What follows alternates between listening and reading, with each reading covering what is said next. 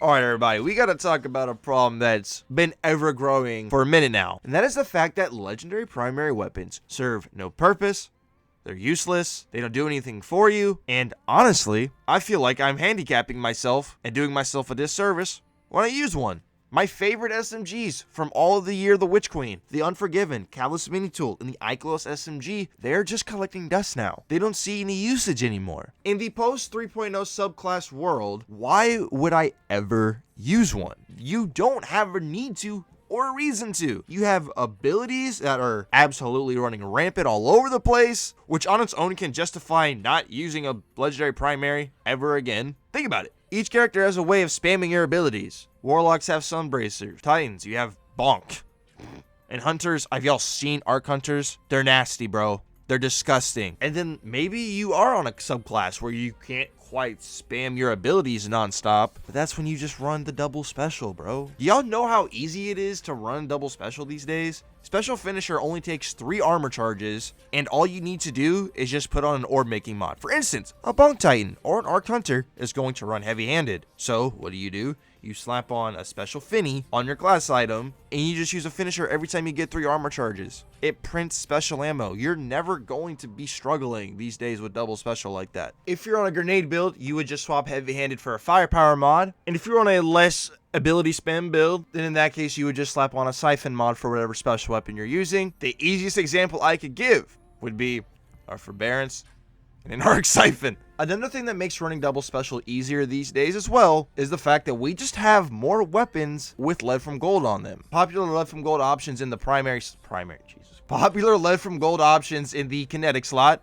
would of course be your Riptide, the new Pacific Epitaph, which is the only wave frame we have in the kinetic slot, and then for melee builds, a Wastelander. In the energy slot, you just have plenty of options, but my main 2 options that I use in the energy slot with lead from gold would be the Hollow Denial, which I know, bro, some people that did not get their pattern done for that gun last year are definitely feeling it nowadays, especially because that's the only Void Trace rifle that's legendary. And neither Xur nor Banshee have sold it since Lightfall has come out, which is insane. We're going on 6 months. And the other popular energy option that I was going to mention is obviously a Cartesian Coordinate, that being the Fusion Rifle Solar Rapid Fire Frame. Most popular role being the one that Banshee sold in, I want to say, December 2021. How have we not gotten a Solar Fusion Rifle that outclasses that one yet is beyond me, but it is what it is. Now, real quick, we got to talk about something that's always going to be useful: getting games for a cheaper price. If you are looking to get your games for a cheaper price, then I got the place for you. Instant Gaming is the place to be. Think of them as the online retailer for getting your games for a cheaper price. It's not a marketplace like G2A websites. Instant Gaming is legit as they buy large quantities from suppliers, which allows them to sell the game keys for a much cheaper price. Each key is directly from the supplier, so you know you're not getting jibbed of your money. They support all platforms in PC, PlayStation, Xbox, and Nintendo. So they're bound to have a game that you definitely want and you can get for a cheaper option than you would for the standard price. And on top of that, they're doing monthly giveaways where they give you guys a free game of your choice if you win. So if you want to save money on your games or enter a giveaway for a free game of your choice, go ahead and check the 2 links at the very top of the description. And a huge shout out to Instant Gaming for sponsoring this video. Now, last year, the general reason why I would find myself using a primary would be because of champions, right? Especially when doing a GM, I would be like, I definitely want to have both ways of stunning the champions.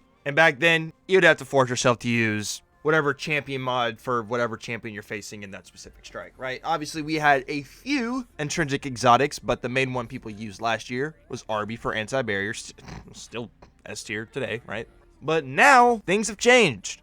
We have a lot more ways of stunning champs. And we have Strand. So if you're doing a GM with a fire team, which I'd assume most people are, you would want to try and bounce that back off each other. For instance, if I'm facing anti-barriers and unstop, you slot on a Strand Titan that has on RB, boom, you got both the champions covered. Barriers are also weak to any time you have the Radiant debuff, or if you're standing in a well that makes all of your weapons anti-barrier, provided they don't have a champion mod already slotted.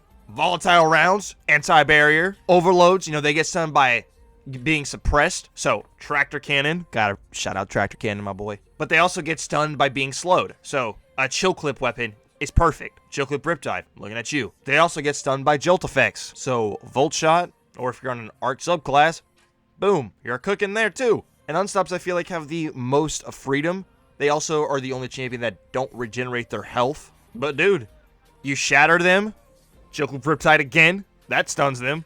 In Ignition, that stuns them. Strand practically neuters Unstopped because Suspension actually stuns them.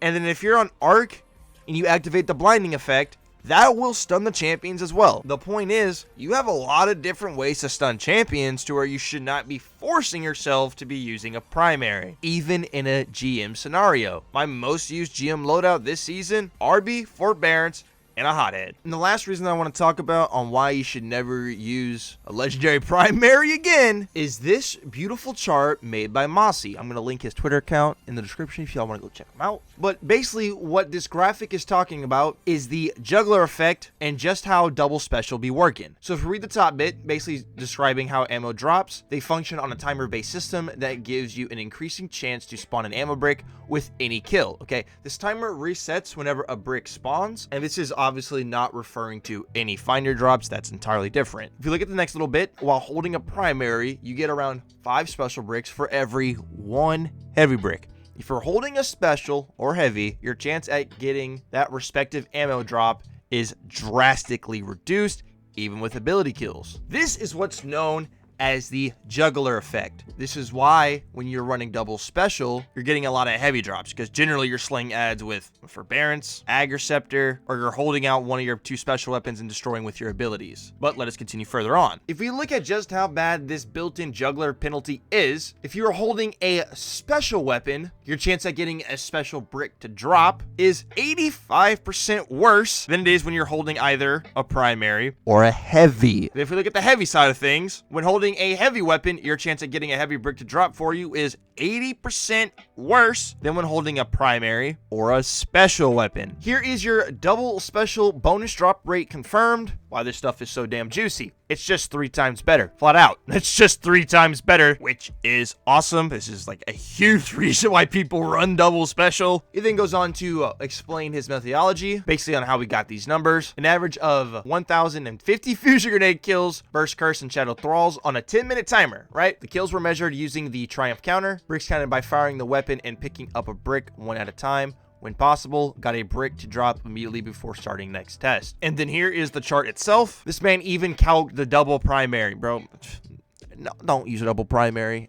We're not even going to worry about that. If you look at the second bit where the loadout consisted of a primary and a special weapon, you'll see the drops for heavy are very low. 9 when holding a primary. It's not looking so hot. That's over the course of a 10-minute period. And you got to think about it. If you're baking bosses, especially in a contest mode scenario that isn't Root of Nightmares, you're gonna need a lot of heavy ammo. And sometimes the encounters don't give you Aeon's fodder, although now we have freaking Cenotaph, which is just absurd. But if you look at the double special portion, you'll see my guy got 32 heavy bricks in 10 minutes. Yeah. Oh, and if you're like, but Kree, I run out of special ammo. I mean, I've already told you about Special Finny. Dude, that's when you just hold out your heavy weapon and get kills, because look how many special bricks he got on a double special loadout when the weapon he was holding was a heavy weapon. 47. If this chart doesn't convince you to rock double special, I don't know what will. Let me just go ahead and say this now, that I was obviously not referring to exotic primaries at all in this video, specifically legendary ones. Exotic ones, they're really good. They feel really good. They're in a nice spot, but legendary ones just suck. Of course, if you like using your funnel web, don't let this video persuade you, bro. Just keep doing your thing. I'm just trying to present some information to you on why legendary primaries have just fallen out of place. Let me know your thoughts and opinions. Thank you so much for watching to the very end. Consider subscribing. You guys be safe out there, and we'll see you in the next one.